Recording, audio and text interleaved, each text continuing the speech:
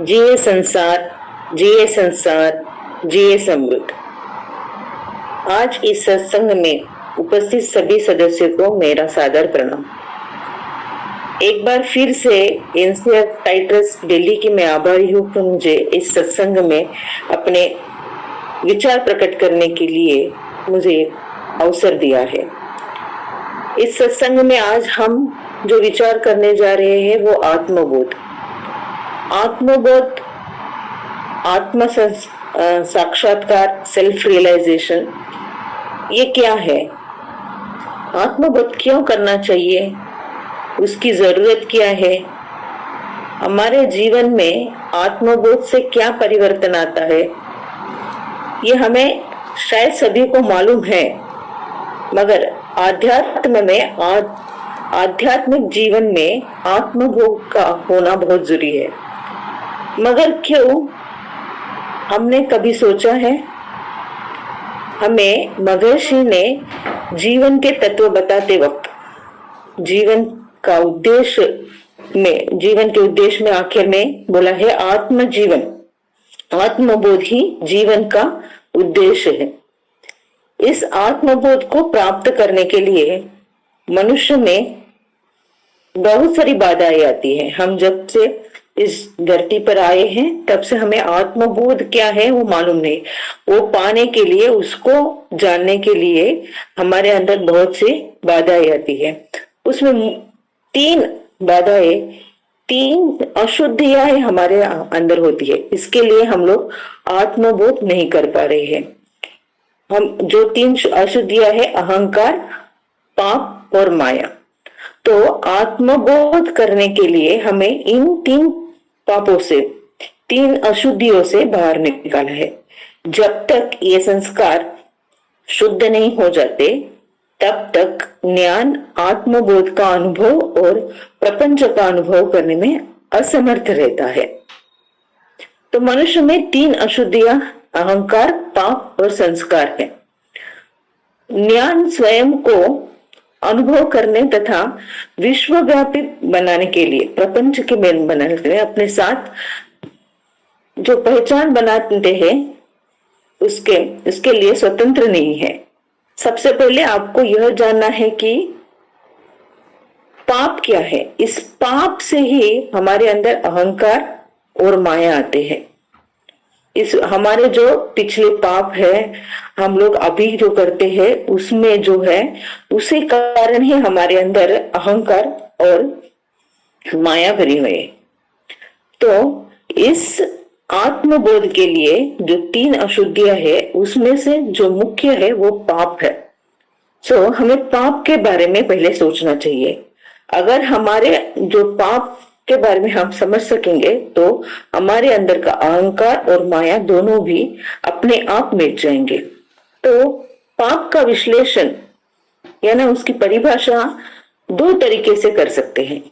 एक है प्रत्येक कार्य जो क्रिया है वह समय, स्थान और संपर्क की वस्तु तथा कर्म के उद्देश्य तथा दक्षता के अनुसार पीड़ा, सुख, शांति या परमानंद में परिणत होती है। यदि किसी क्रिया के परिणाम स्वरूप स्वयं को या दूसरे को, शरीर या मन को अभी या भविष्य में या वर्तमान में पीड़ा होती है तो वो पाप है।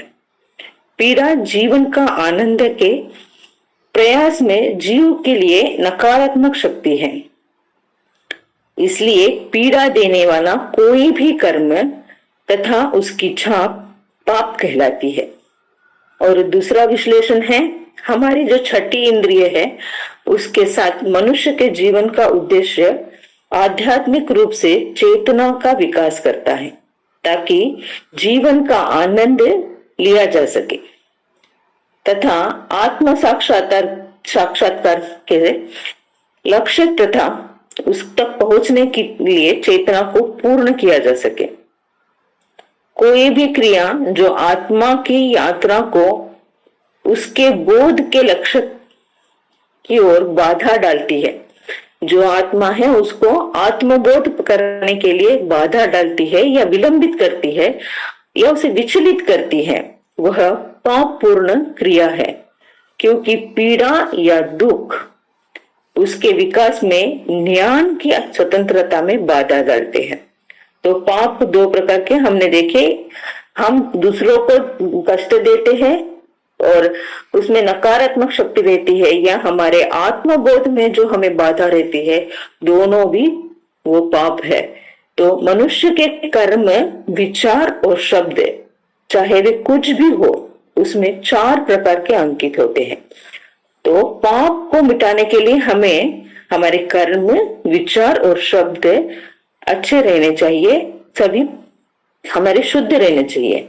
वो 4 जगह पर अंकित होते हैं, उसकी छाप 4 जगह पर पड़ती है। पहले है मस्तिष्क में, हमारे ब्रेन में, ब्रेन सेल्स में, जो विचारों के रूप में हम जो सोचते हैं वो सभी हमारे ब्रेन में जाके स्टोर होता है, वो छाप पहली बढ़ती है। उसके बाद संकुचित और विस्तारित होके हमारे भौतिक शरीर में, हमारे फिजिकल बॉडी के सेल्स में जाके बैठती है, और वो जो विचार है वो कर्म और वाणी के रूप में जो हम करते हैं, बोलते हैं, उस रूप में वो छाप प्रतीत होती है। इसके बाद में बीज कोशिकाएं, बीज कोशिकाएं मतलब हमारे सीड सेल्स, जो हमारा अनुवांशिक केंद्र है, वहां पे जाके वो छाप बैठती है। वो हमारे पास ही न रहकर हमारे संतानों तक जाती है, हमारी परंपरा के पास वो जाके बैठ जाती है। और उसके बाद में आती है हमारी जीवन ऊर्जा, प्राण ऊर्जा, लाइफ फोर्स। उसमें जो है वो हमारे संतानों पे न, उस पे भी जाके हमारे आत्मा से और दूसरे एक आत्मा तक, जब हमारा शरीर नहीं रहता, हम देह त्याग देते हैं, उसके बाद भी वो विचार दूसरों तक पहुंचते हैं, दूसरे व्यक्ति तक पहुंचते हैं और उसे यूनिवर्सल तक पहुंचते हैं। ऐसे 4 जगह पर हमारे जो कर्म है वो बैठते हैं। तो मनुष्य के कर्म, विचार और शब्द ब्रेन सेल्स में, उसके फिजिकल सेल्स में, उसके सीड सेल्स में और लाइफ फोर्स में, ऐसे 4 जगह पर उसका छाप रहता है। तो यह प्रकृति का नियम है कि प्रत्येक क्रिया मनुष्य के व्यक्तित्व में अंकित होती है, जो उसके चरित्र को उचित रूप में निर्धारित करती है। इसलिए मनुष्य अपने कर्मों के छापों के अनुसार बनता है। तो हर एक व्यक्ति का कैरेक्टर उसके कर्मों के ऊपर निर्भरित है। सभी कर्मों में पाप कर्म केवल 5 इंद्रियों के माध्यम से क्रिया के में स्थित होते हैं। उसमें एक माया रहती है, जो भी हम कार्य करते हैं वो पंच इंद्रियों के एक माया स्थिति में हम लोग करते हैं। सभी छापों कर्मों को 2 श्रेणियों में रखा जा सकता है। पहला है वंशानुगत, जो जेनेटिक है, और दूसरा है वर्तमान जीवन, जो हम लोग अब लीड कर रहे हो। हमें क्रमशः संचित कर्म और प्रारंभ कर्म कहा जाता है। तो हमारा जो वंशानुगत जो है जेनेटिक है, और अभी हमारे प्रेजेंट में हम लोग कर रहे हैं, इन दो कर्मों के ऊपर ही हमारा चरित्र निर्भरित होता है। तो इन 2 कर्मों से प्रभावित चरित्र के अनुसार मनुष्य के नए विचार और कार्य उभर रहे हैं। नए कर्मों के इस उद्भव को आगाम्य कर्म कहा जाता है। मनुष्य के आगाम्य कर्म की एक महत्वपूर्ण है, मनुष्य के जीवन में जो आगाम्य कर्म है वो एक महत्वपूर्ण भूमिका निभाता है। यदि कोई बिना जागरूकता के विस्मृत अवस्था में कार्य करता है, तो यह पुराने कर्मों को गहराई से अंकित कर सकता है। मतलब जब हम एक कार्य भी कर रहे हैं तो उसके ऊपर जरूर हमारे जो जेनेटिक जो कर्म है उसकी छाप रहती है। यह कोई अवांछित छापों को हटाकर ज्ञान की पूर्णता की ओर चेतना का विकास कर सकते हैं। तो हमें उसको मिटाने के लिए हमें जागरूकता से हमें हमारे प्रेजेंट में हमें लीड करना है। यह आध्यात्मिक साधकों द्वारा याद रखने योग्य एक महत्वपूर्ण तथ्य है। अगर हमें आध्यात्मिक साधना करनी है तो हमें यह जागरूकता से ही हमें रहना चाहिए कि आगामी कर्म में जागरूकता ही आत्मा को सभी अशुद्धियों से मुक्त करेगी। चेतना की ऐसी स्थिति को प्राप्त करने के लिए मन को सुव्यवस्थित करने और निरंतर जागरूकता के साथ कर्मों को अनुशासित करे, जिससे ये समझ में आए और उसका अभ्यास करे कि हमें कितने जागरूकता से हमारे जो प्रेजेंट में है हमको रहना है। इसे आध्यात्मिक मार्ग कहा जाता है। तो आध्यात्मिक मार्ग में आगामी कर्म की जागरूकता बहुत जरूरी है। अब हम देखते हैं कि आत्मा को पाप में छापों से कैसे मुक्त किया जाता है। आपके अपने कर्म से ही सबसे पहले ये निशान बने थे। तो जो हमारे अंदर जो पाप की छाप है वो कर्म हमारे कर्म से ही बने हैं। तो फिर आप उन्हें किसी दूसरे उपयुक्त कर्म से क्यों नहीं बदल सकते। तो हमारे अच्छे कार्यों से ही हम लोग उस पाप के छापों को हम लोग मिटा सकते हैं। तो हर कर्म का अपना परिणाम होता है। जो हम काम करते हैं हर कर्म का एक परिणाम होता है। तो उसी तरह आपका कर्म ऐसा हो जिससे पिछले कर्मों के बुरे निशान मिटा दे। तो पापों के निशानों से मुक्ति पाने के लिए हमें तीन तरीके अपनाने चाहिए। पाप की प्रकृति और तीव्रता के अनुसार हमें तय करना चाहिए कि कौन सा तरीका अपनाया जाए। पहला तरीका है प्रायश्चित, दूसरा है आरोपण और तीसरा है विलयन।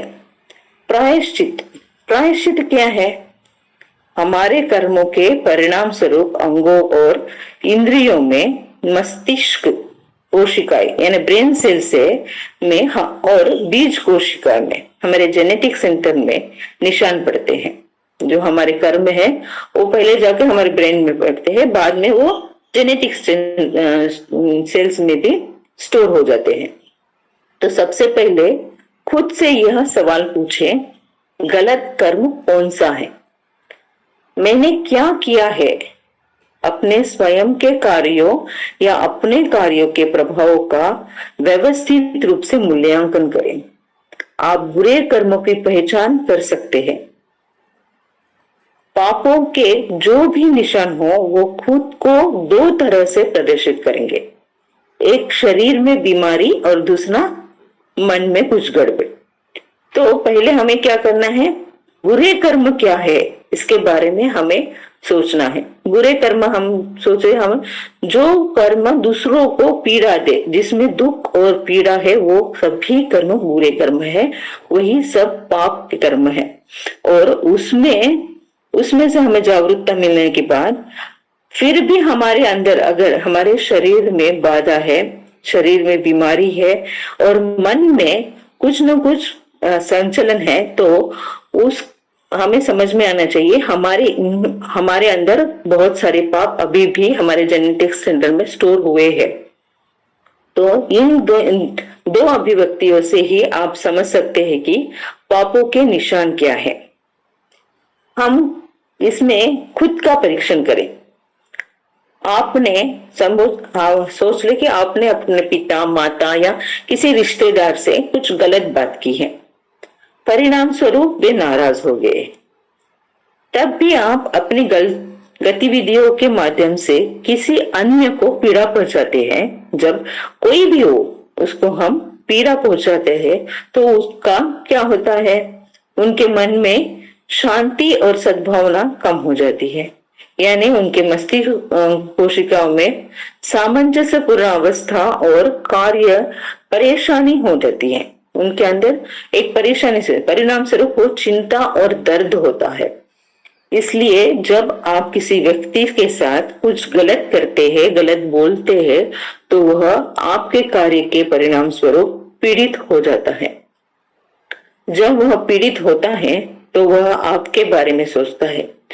शायद वह व्यक्ति जो प्रभाव का कारण है वह उसे ज्ञात न हो, उसके बारे में जानता नहीं हो, लेकिन उसकी आंतरिक आत्मा सार्वभौमिक आत्मा से के माध्यम से स्वसंचलित रूप से किसी व्यक्ति तक पहुंच सकती है।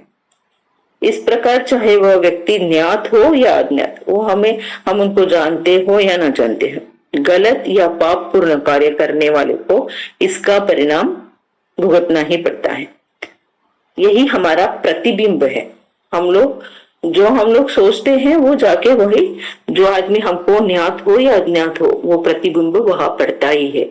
इसलिए जब कोई व्यक्ति किसी मानसिक अशांति से पीड़ित होता है तो चुंबकीय क्षेत्र, जो मैग्नेटिक वेव्स है, वहां से मस्तिष्क कोशिका में, मतलब ब्रेन के सेल्स में जाके, वहां से शरीर में अन्न कोशिकाओं में, हमारे जो शरीर में अन्न कोशिका में जाके वहां पे थोड़ा सा डिस्टरबेंस क्रिएट करते हैं। तो ऐसे उत्तेजित शरीर और मन में निकलने वाली विचार तरंगे उस व्यक्ति तक पहुंचती है जो करता है, जिसने वो कार्य किया है, वो गलत कार्य किया है, वो पाप कर्म किया है, उस तक जो वो तरंगे जाके पहुंचती है और बदले में उस व्यक्ति के मन को परेशान करती है। मान लीजिए एक व्यक्ति दूसरे व्यक्ति को चोट पहुंचाता है, पीड़ित प्रतिक्रिया करने में समक्ष नहीं है।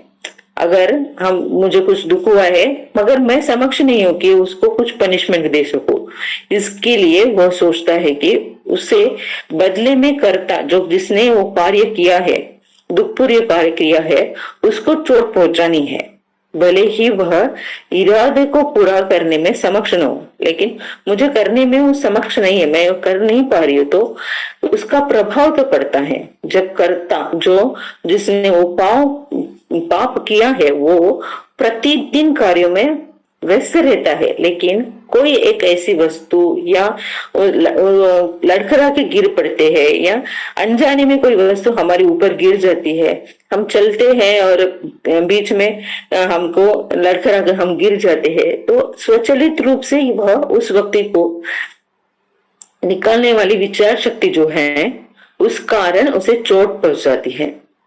तो समक्ष डायरेक्टली मैं कुछ नहीं कर पा रही हूँ, लेकिन मेरे जो विचार है वो पूरे यूनिवर्सल में फैल गई है, तो जिसको चोट पहुंचनी है उसको वो चोट जाके पहुंच जाती है। तो अवचेतन मन, विचार शक्ति और ब्रेन सेल्स सिर्फ आपके नहीं है, वे ब्रह्मांड का खजाना है, वो यूनिवर्स में पूरी तरह फैलते हैं। तो जो हम सोचते हैं वो खाली हमारे ब्रेन सेल्स में या हमारे जेनेटिक सेंटर में नहीं स्टोर होते, वो पूरे ब्रह्मांड में स्टोर होते हैं। तो सर्वशक्तिमान वो अभिन्न अंग है, मानवता का एक साझा खजाना है, जो न्याय के मार्ग से सभी कभी विचलित नहीं होता। तो जो भी है, हमारे कर्म गलत है तो उसका हमको उसका कॉज एंड इफेक्ट हमें भुगतना ही पड़ेगा।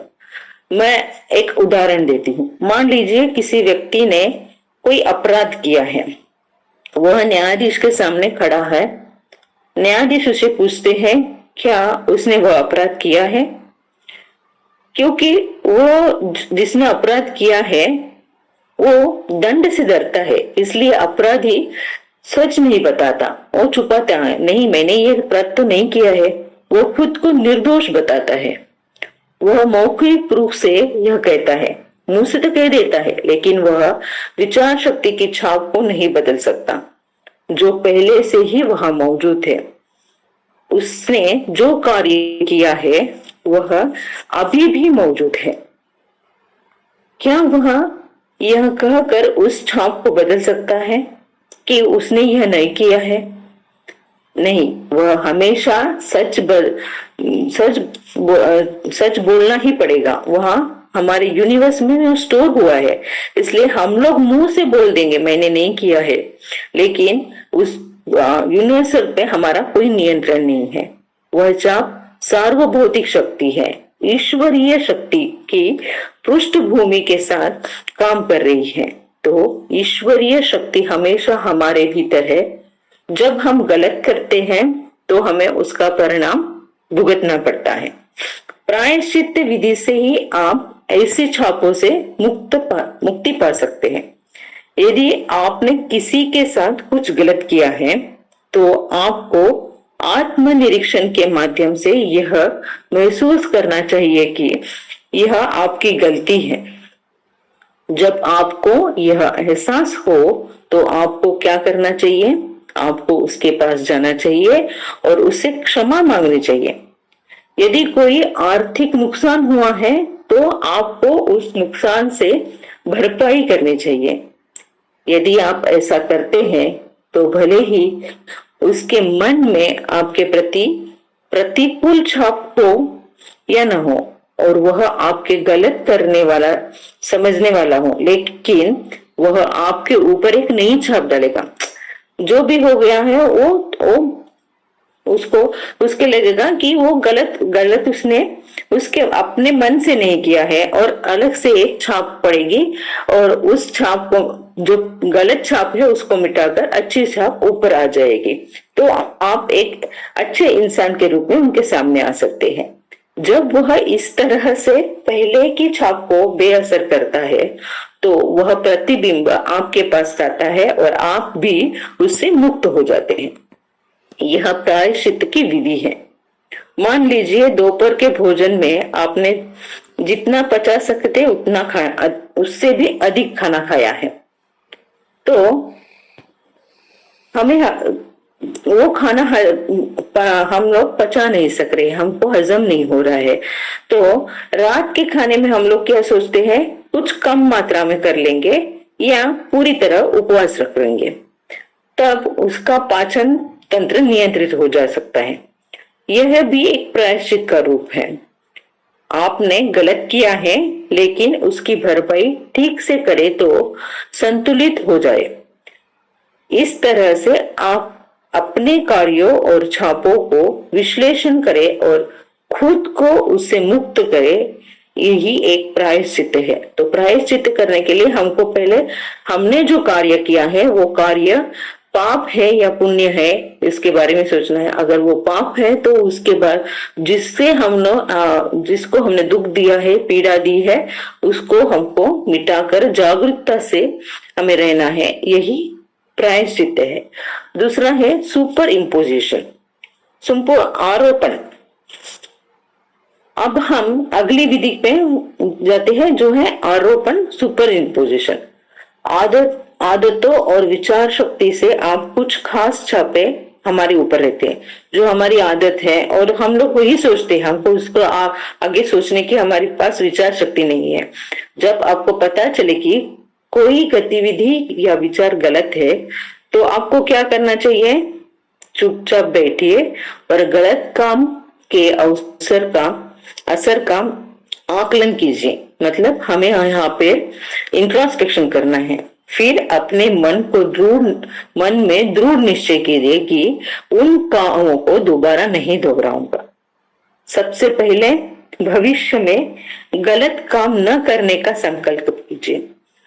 फिर जब भी आप उस खास व्यक्ति से मिले या उस खास वस्तु या वातावरण के संपर्क में आते हैं, उस सिचुएशन में आते हैं जो आपको गलत काम करने के लिए प्रेरित करता है, तो उस गलत काम को दोबारा ना करने का संकल्प याद कीजिए। आप इस तरह के अभ्यास कर सकते हैं। उस व्यक्ति या उस सिचुएशन की स्थिति को अपने मस्तिष्क चित्र में ऐसे लाइए और एक इमेजिनेशन कर लीजिए।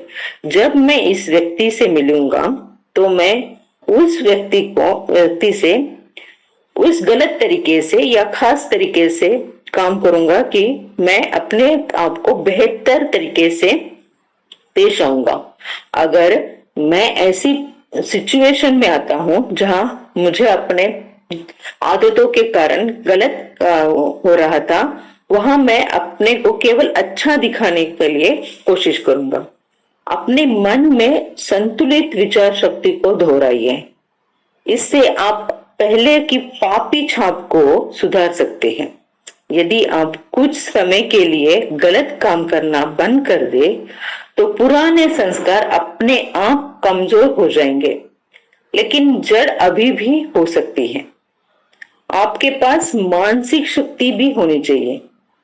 इस अभ्यास को आपको एक मानसिक शक्ति मिलेगी।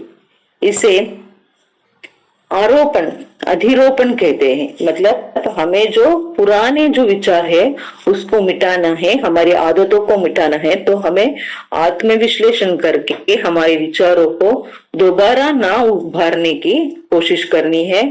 जो हम बार बार करते आए हैं, मैं बार बार किसी को दुख पीड़ा देते आ रहा हूँ, तो वो दुख और पीड़ा फिर से ना दूं, इसके बारे में संकल्प करके दृढ़ मन से और एक मनोशक्ति से ये करना है। तभी हमारे जो पाप छाप है, जो पाप के जो हम लोग करते आ रहे हैं, वो मिटा सकते हैं। और अभी तीसरा है विलय। विलय मतलब विनाश, पूर्ण विनाश। मतलब जो हमारे अंदर जो कई गुण है, उस गुण से हम लोग दूसरों को दुख देते हैं, पीड़ा देते हैं, उसको पूरी तरह से मिटाना है। विलय कैसे होगा? सभी पाप विस्मृति अवस्था में ही, यानी इंद्रिय सुखों के नशे में की अवस्था में ही अंकित होते हैं। ऐसी अवस्था में ही पापों के सभी संस्कार बनते हैं। जब आप आत्मा और मन के अस्तित्व और कार्यों को समझते हैं, तो आपको आत्मा की उत्पत्ति का एहसास होता है, जो शुद्ध और सर्वशक्तिमान है। आप स्वयं को साकार करते हैं और सत्य का साक्षात्कार करते हैं। वहां आपके मन को सार्वभौतिक अवस्था की विशालता प्राप्त होती है। आप काल्पनिक बाधाओं से मुक्त होते हैं। कोई धर्म नहीं, कोई भ्रम नहीं रहता, कोई माया नहीं रहती। इस प्रकार आपने विस्मृति अवस्था में जो कुछ किया है वह पूरी तरह से विलीन हो जाएगा।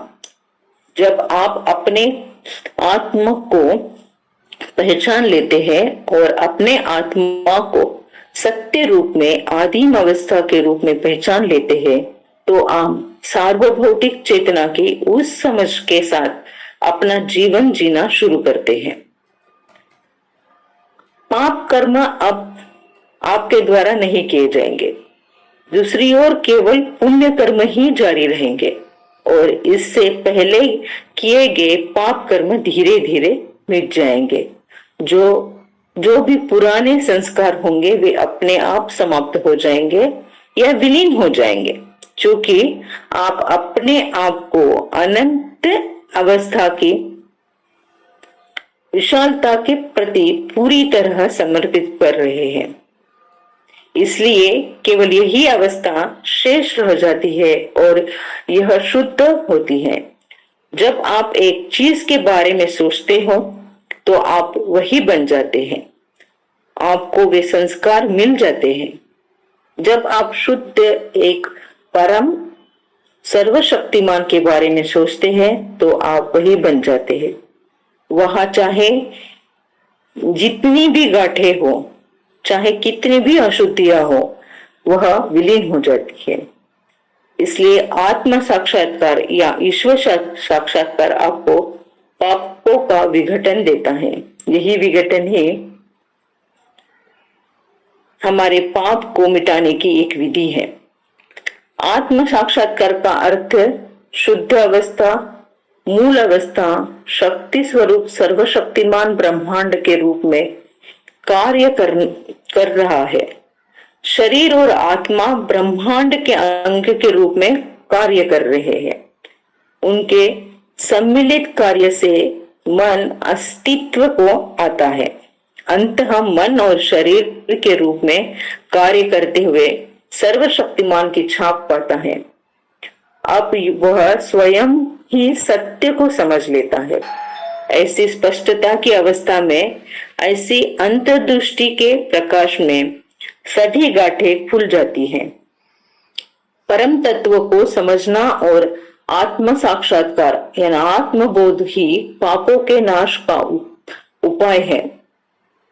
जब पापों का नाश हो जाता है तो 3 शुद्धियां स्वतः ही समाप्त हो जाती है। सांसारिक वस्तुओं के प्रति अनावश्यक आसक्ति नहीं रहती, पापों के निशान नहीं रहते।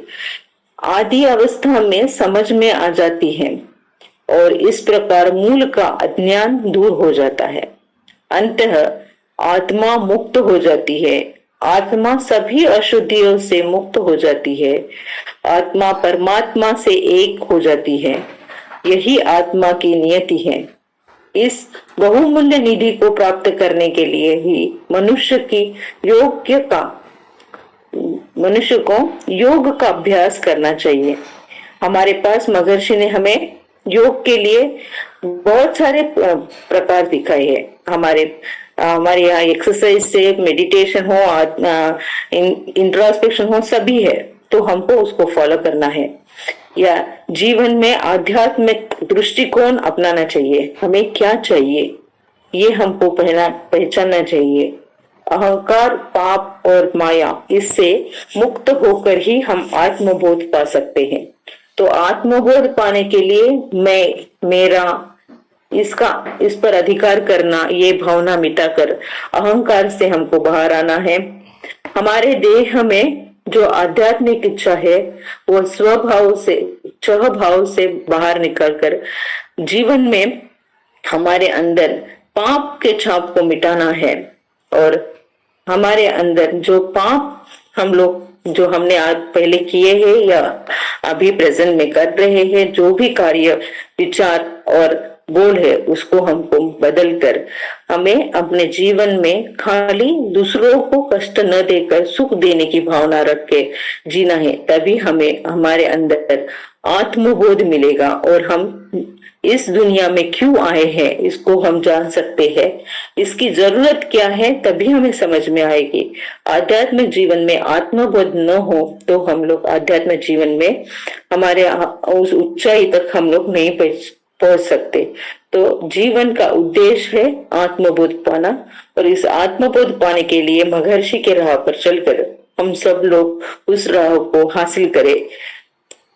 इसके लिए हमारे अंदर के अहंकार, पाप और माया को हमको मिटाकर आगे चलना है।